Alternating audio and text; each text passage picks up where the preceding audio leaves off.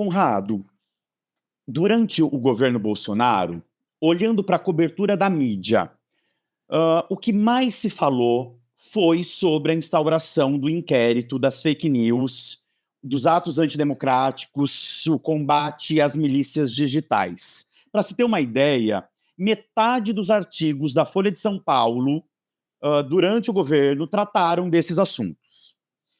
E esses temas, eles não estão relacionados à função principal do STF. O STF tem a função principal de controle da constitucionalidade e na mídia aparece muito mais como uma corte que trata da corrupção política. Você acha que a mídia deixou de cobrir ou de dar ênfase ao que verdadeiramente ou principalmente se presta o STF e deu enfoque a algo que deturpou a imagem da corte?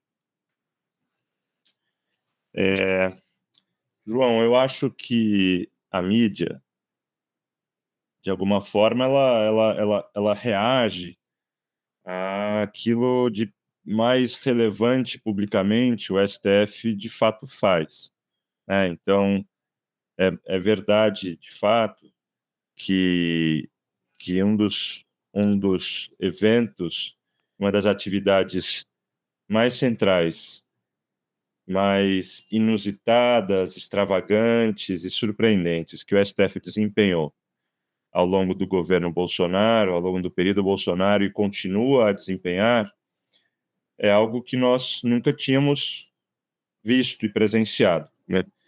Instaurou por sua conta um inquérito para apurar crimes e responsabilidades de atores que atentavam contra o próprio STF, contra a democracia brasileira e assim por diante.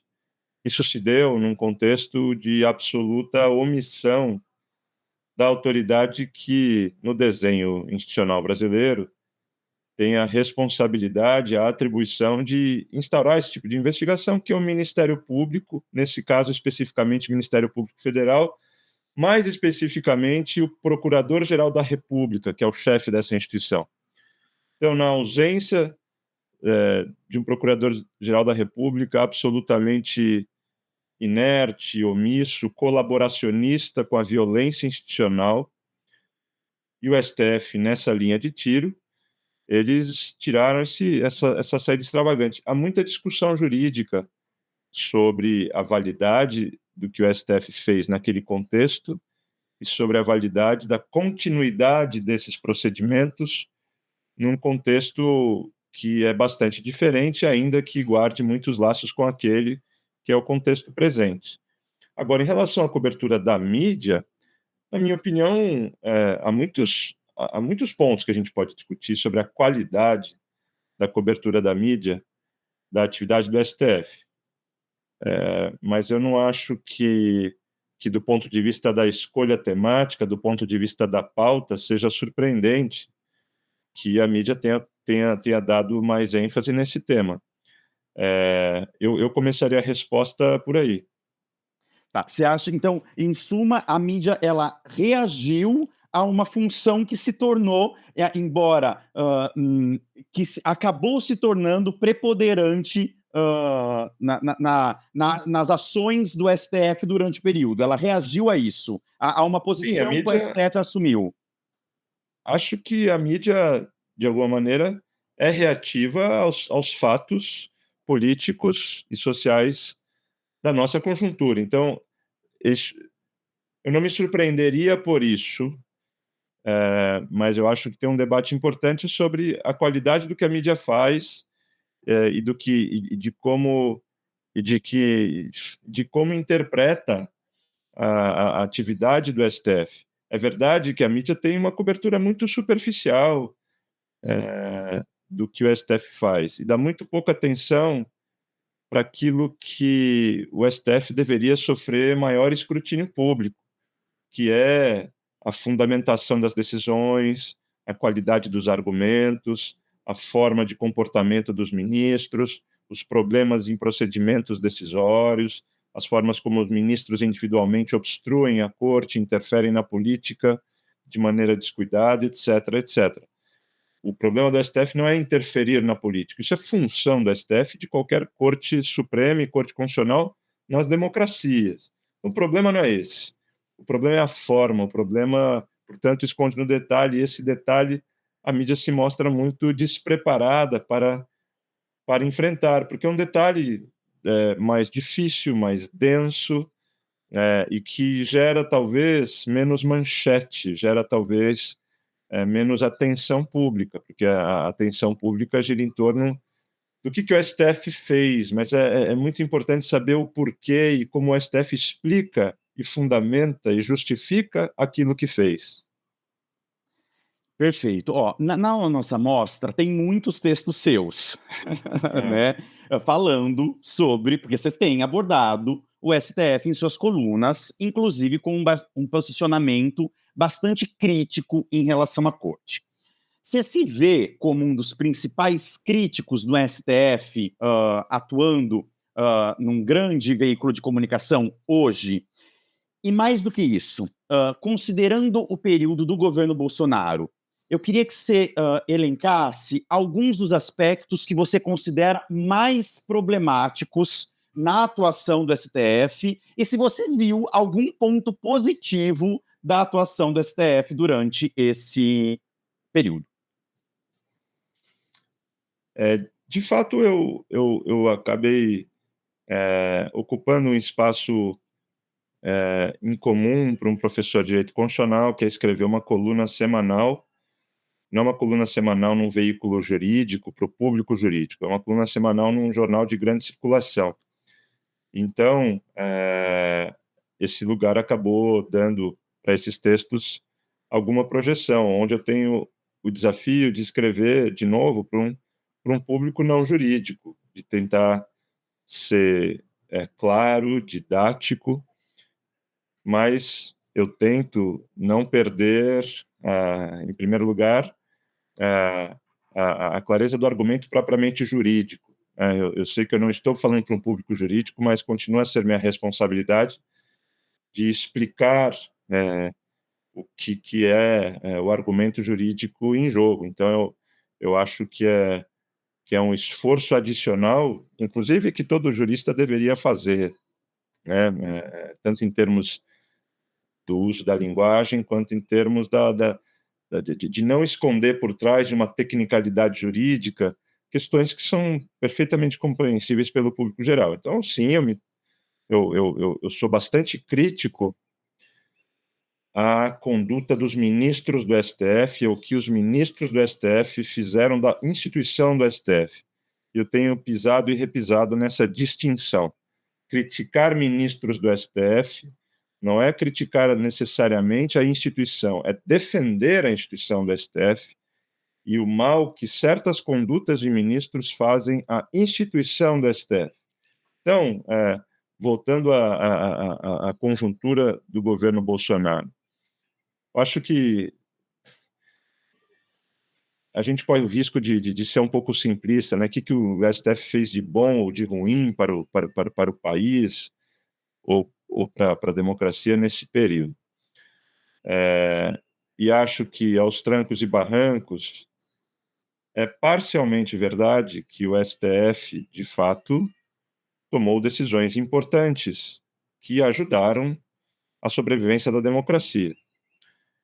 Isso é incontroverso, apesar de, às vezes, superestimado, porque quase que desrespeita a mobilização de múltiplos outros atores que, de fato, contribuíram nesse processo de resistência à escalada autoritária. Então, acho que eu começo por aí. O STF impôs resistência em alguns lugares, em algumas decisões.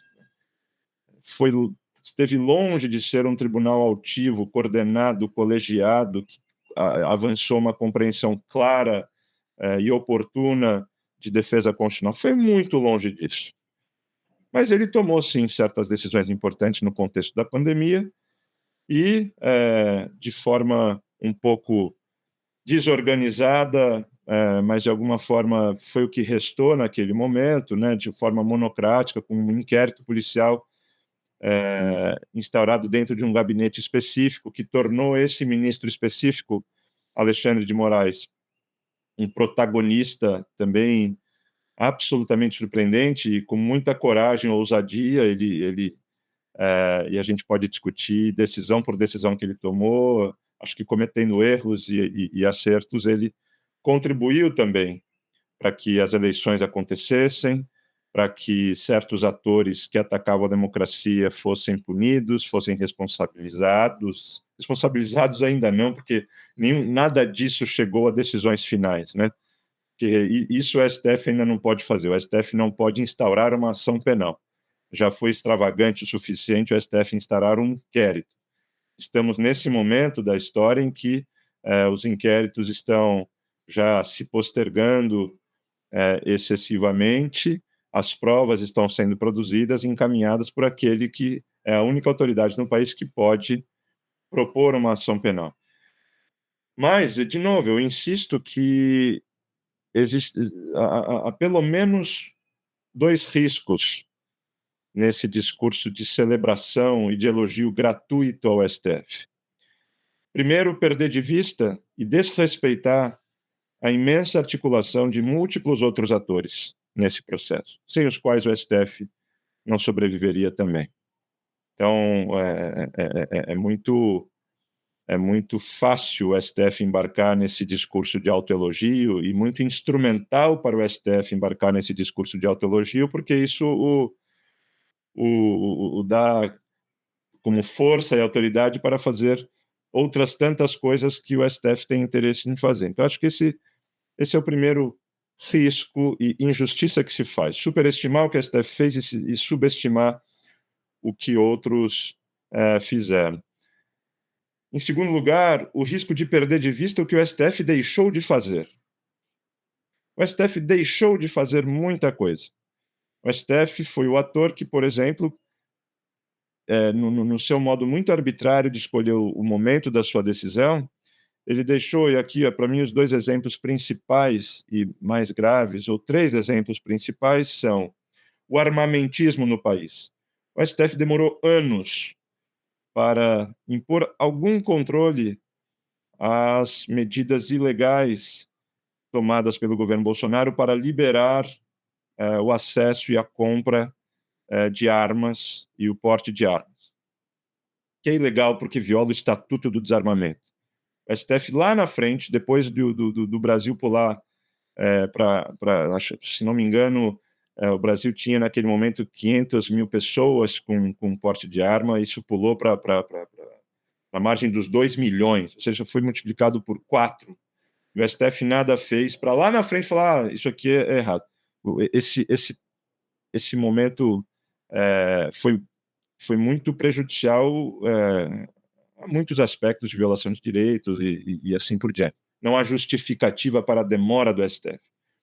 Esse é o primeiro assunto. O segundo assunto diz respeito ao desmonte de política pública ambiental. O STF foi absolutamente leniente no ataque às políticas ambientais. Um terceiro assunto diz respeito à proteção de terras indígenas e à desintrusão de garimpeiros das terras indígenas durante a pandemia. O STF foi absolutamente leniente e serviu as Forças Armadas brasileiras, que estavam basicamente obstruindo a atuação do Estado para proteger direitos indígenas. Então, assim, isso também é parte da tarefa de se proteger a democracia. Então, a gente não pode perder isso de vista, né? A gente precisa fazer um balanço justo sempre, seja nesse contexto, seja em outros, para além de olhar para o que o STF fez de decisões acertadas e o que o STF fez de decisões muito pouco acertadas, é fundamental perceber o que o STF não fez. E não fez por meio de uma postergação e procrastinação indefinida de pautas urgentes para o país. O STF tem sido muito arbitrário na definição das urgências do país que estão na sua mesa. Perfeito. Aí eu queria trazer um tema específico, que você já citou na sua fala, inclusive, que é o papel que ele assumiu durante a pandemia e ficou conhecido ou nomeado como o regulador da pandemia, ou quem assumiu o controle de combate à pandemia. E tem um texto seu que você diz mais ou menos que ele não fez mais do que a obrigação. O que você quis dizer com isso? Isso é de fato, tem uma medida absolutamente legal do governo, o STF foi lá e disse: "Olha, de fato, estados e municípios, dentro de um regime federativo, têm competência sim, para tomar medidas normativas e executivas, na condução da política sanitária". O STF ter dito o que a lei já diz, Hum. não é nada de inovador, não é nada heróico. E a nossa percepção do que o STF pode e deve fazer, às vezes parece tão deturpada que a gente celebra o ato que o STF não tinha mais do que obrigação de fazer. Acho que é mais ou menos isso. E isso eu esqueci de falar na pergunta anterior. Quando a gente celebra a resistência do STF, o STF tem a função de fazer isso. Se o ministro não tem esse tipo de temperamento, coragem, de virtude para fazer aquilo que a lei o manda fazer, acho que ele está no lugar errado. Então a gente tem que cobrar mais do STF, não celebrá-lo pelo mínimo, porque eu acho que o STF faz o mínimo nessa história. Meu ponto não é que o STF está fazendo muito, o STF está fazendo mal. O STF devia fazer mais, mas mais do que fazer mais, ele devia fazer melhor. E o que é o STF fazer melhor envolve uma série de coisas. Envolve uma atuação oportuna, levar com clareza, ter clareza daquilo que é urgente para o país nessa pauta infinita que o STF tem.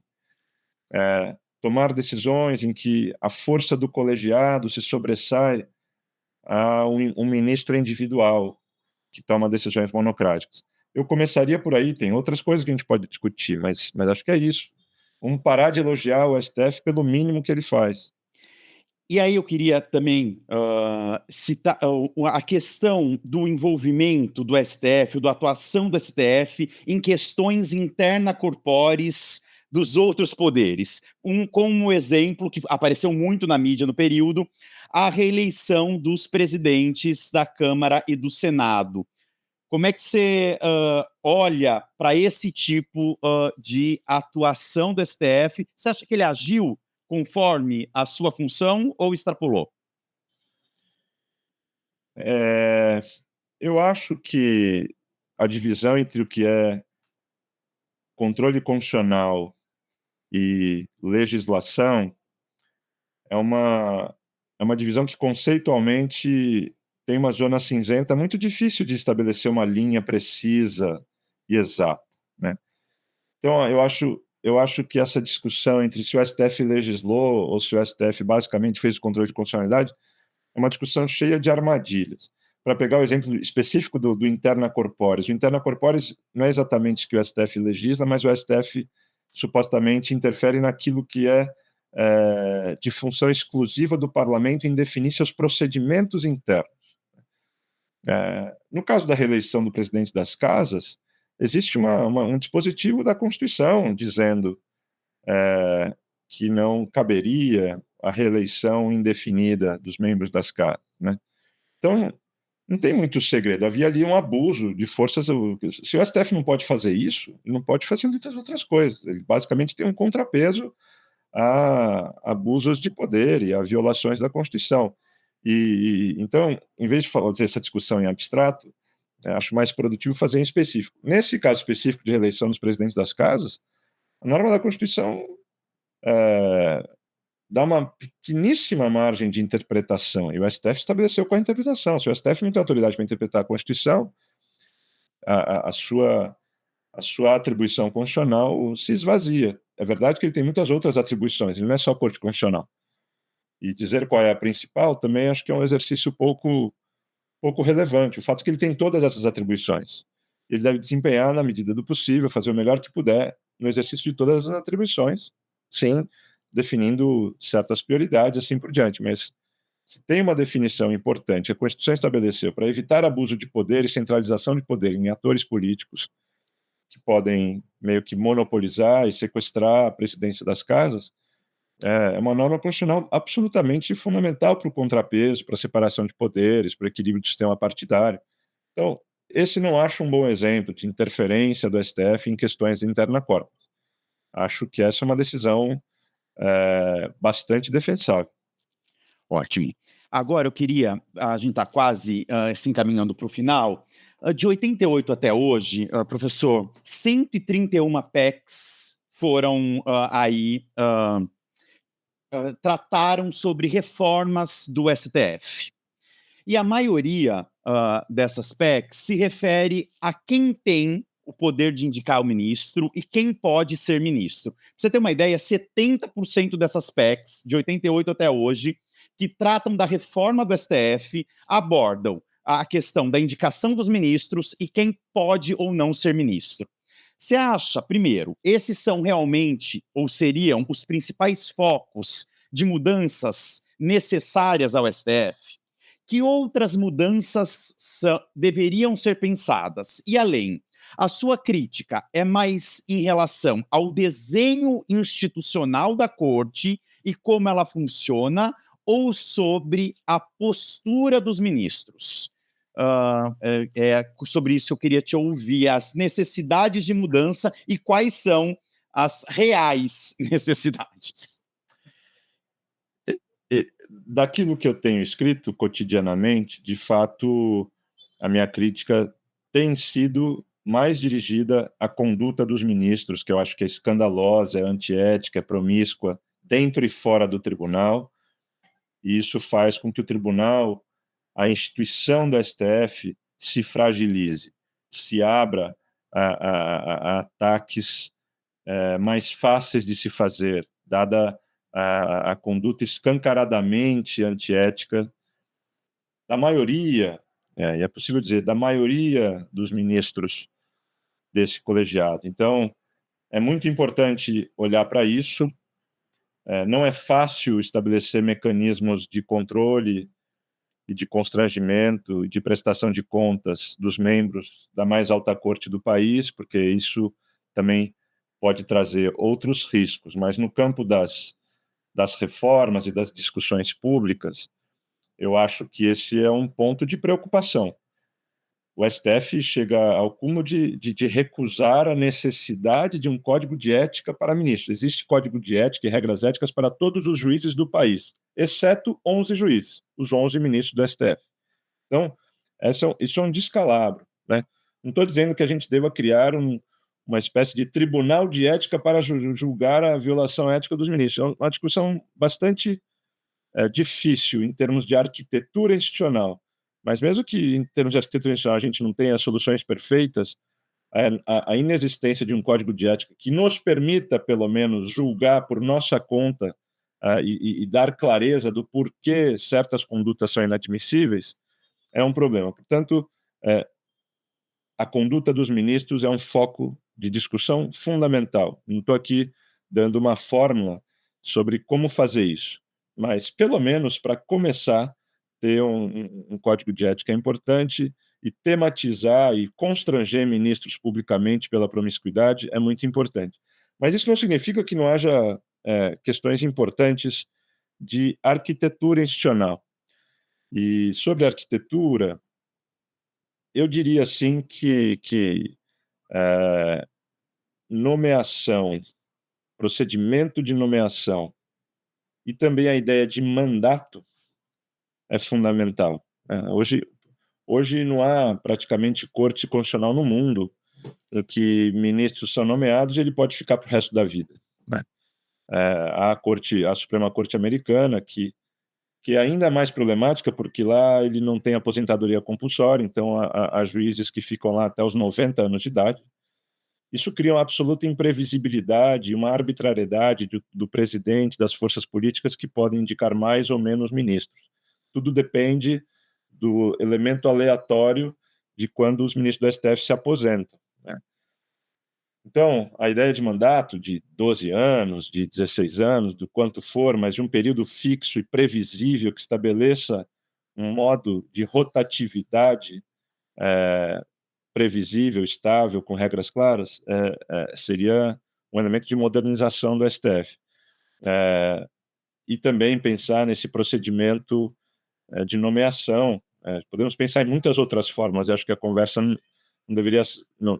hoje não dá para a gente entrar em detalhes, mas a nomeação por um presidente, mesmo que possa ser uma alternativa, ela pode ser muito aperfeiçoada, assim como outros modos que podem combinar a nomeação pelo presidente e nomeação por outros atores institucionais brasileiros. Então, do ponto de vista da nomeação de mandato, claro que são temas importantes.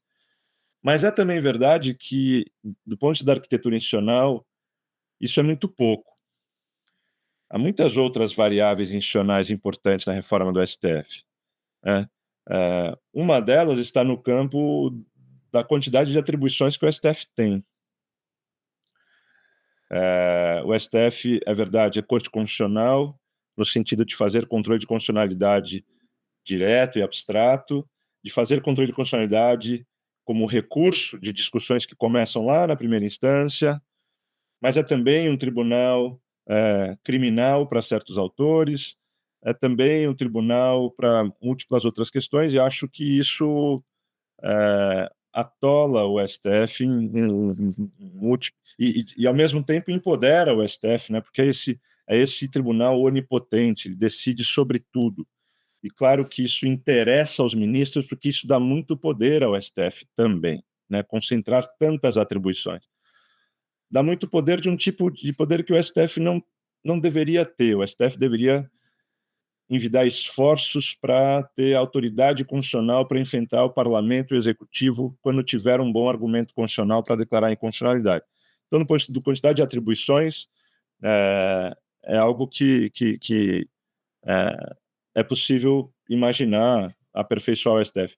Um outro campo de reformas diz respeito aos procedimentos decisórios do STF. É verdade que o próprio tribunal regula os seus procedimentos decisórios, mas nada impediria que reformas normativas estabelecessem certos parâmetros e certos limites, né, que dizem respeito ao lugar ao cabimento da decisão monocrática, a ocasião e o prazo para a tomada de decisões, impedir que ministros individualmente possam obstruir a pauta do STF por pedido de vista. Há certos parâmetros que nada impede que o legislador enfrente. Mas acho que, resumindo, a gente precisa ter consciência de que reformar o STF não é só produzir PECs ou novas leis. É também trabalhar o ethos e a cultura do STF.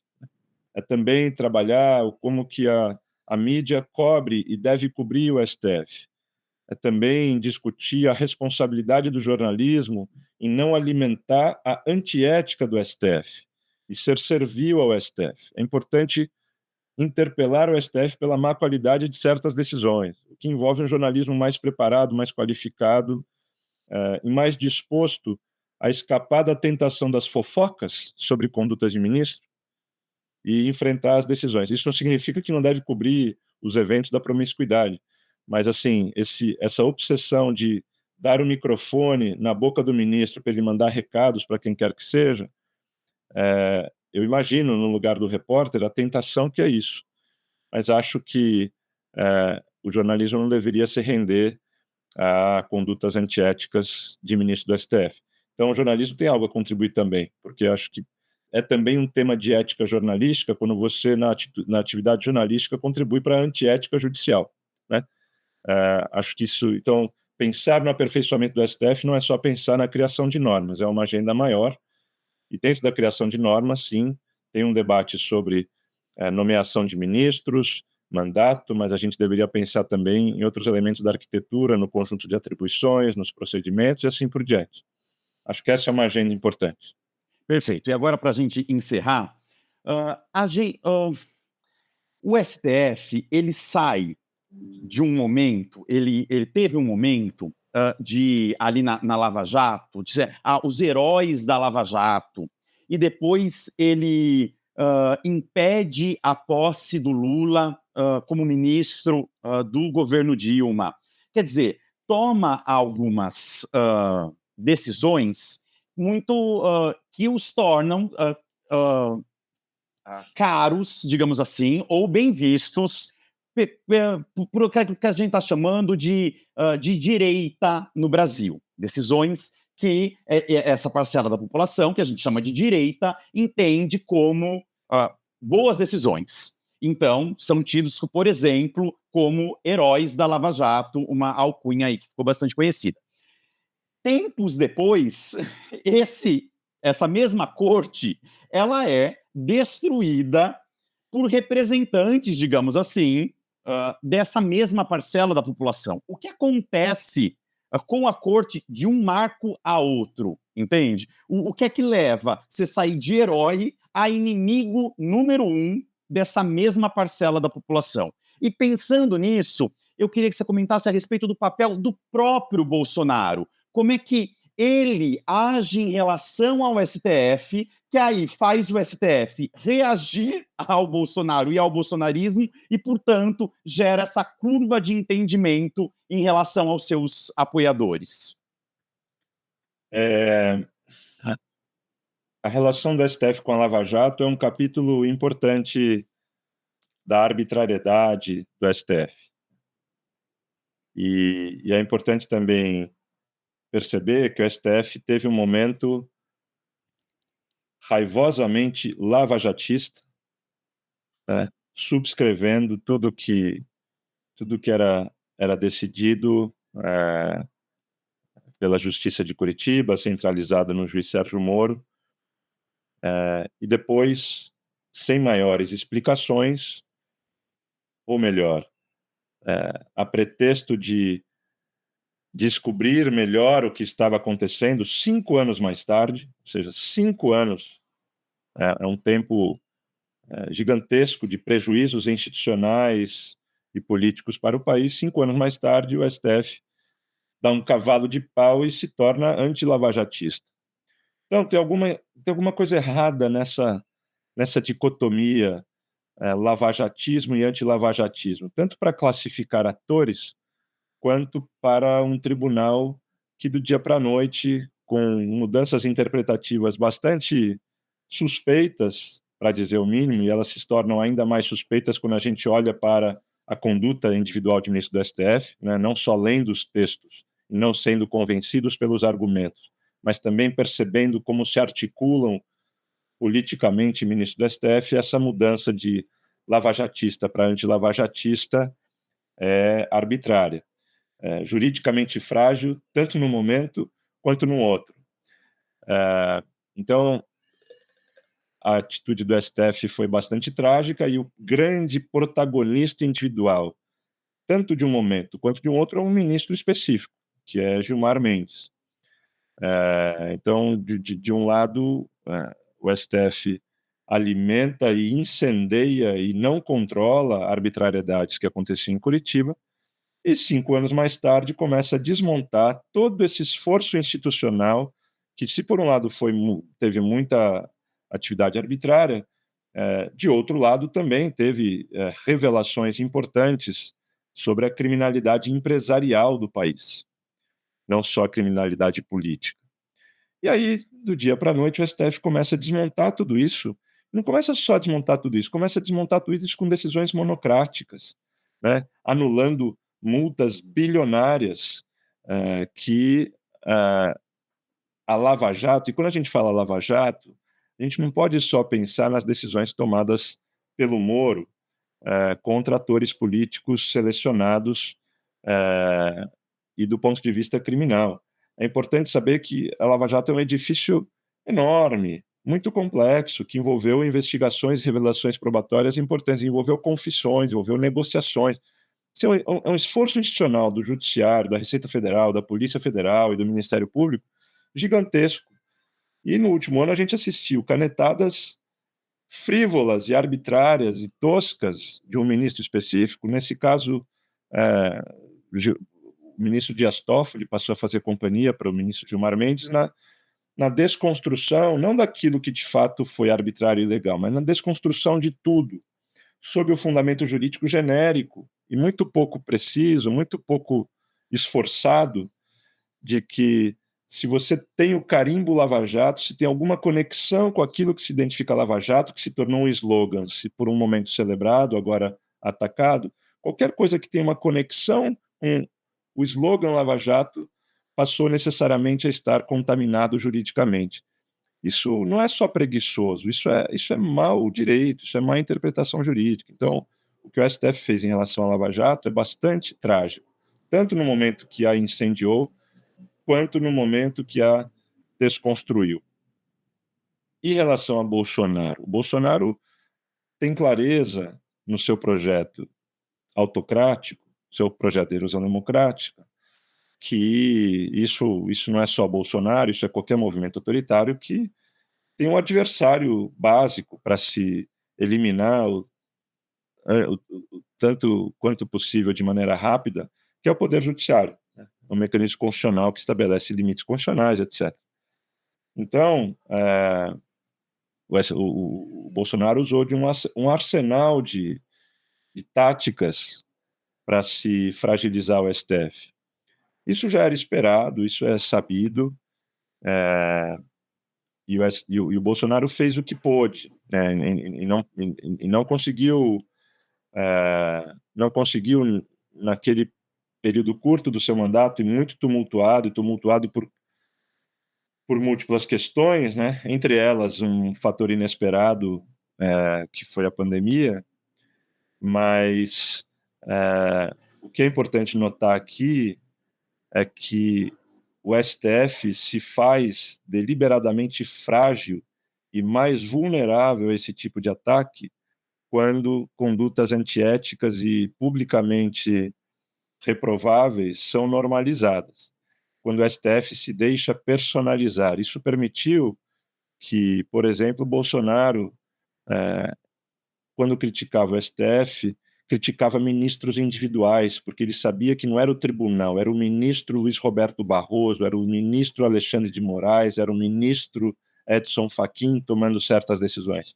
O individualismo do STF fragiliza a instituição do STF. E a fragilização da instituição do STF abre caminho, ou pelo menos facilita, o ataque do autocrata. Então, o STF é uma instituição frágil que conseguiu sobreviver por múltiplas técnicas aí, conseguiu sobreviver ao ataque autocrático, mas mesmo tendo conseguido sobreviver, não há muito o que celebrar. O STF permanece uma instituição problemática e vulnerável. Em parte, isso se deve à irresponsabilidade da promiscuidade de ministros. Perfeito. Professor, eu quero te agradecer muito por esse bate-papo.